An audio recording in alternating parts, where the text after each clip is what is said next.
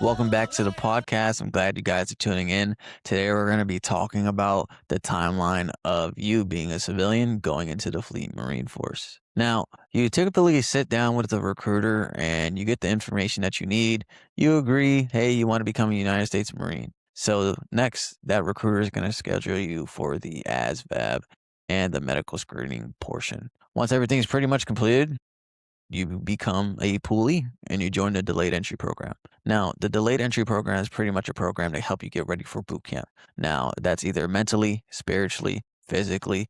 You're going to get ready for boot camp before you go. You're going to have a tentative date, and that can shift either left or to the right. Now, different circumstances for different people. Some people want to leave early. Some people want to leave later. It just depends on your situation and what you're trying to actually do and accomplish during that time.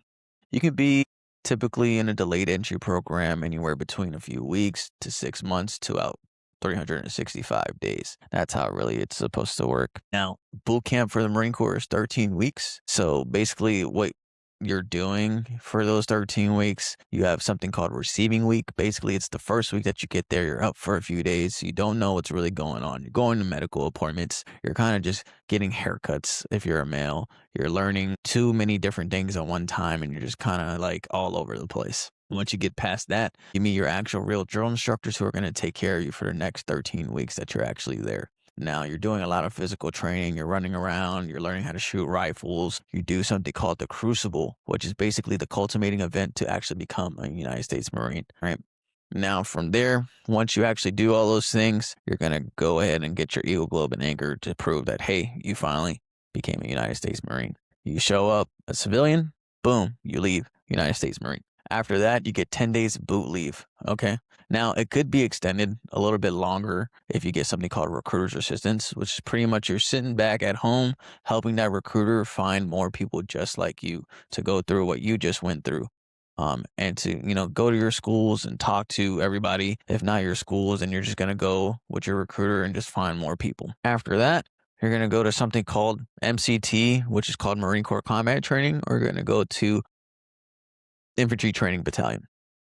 Now, Infantry Training Battalion is about 59 days for those who are combat MOSs. If you're not a combat MOS, you're doing it for 29 days at MCT. Now, MCT, what you're pretty much doing is doing basic infantry skills. You're learning how to shoot machine guns, doing combat drills. You're doing stuff in the field that typically you wouldn't do. All right. Once you guys graduate, you go to MOS school. So you learn your actual job. That takes, depending on your actual job, could take a few months to a year. Some schools are faster than others. Some are longer than others. It just depends on what your actual job. Now, when you first get to your actual unit, the Fleet Marine Force, right, you're going to check in with alphas. You're going to meet who's in charge of you. You're going to see the different kind of culture shock that it is. It's super different when you're in training status versus when you're an actual full Fleet Marine Force Marine, and you get a little bit more freedom, right? You're basically the new person on the block. You're learning your job. And you got to do what you got to do.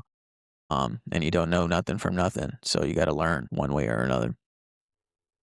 To just cover all of this, to think about it, from civilian to fleet, usually takes anywhere from 6 months to a year and a half, something like that, right?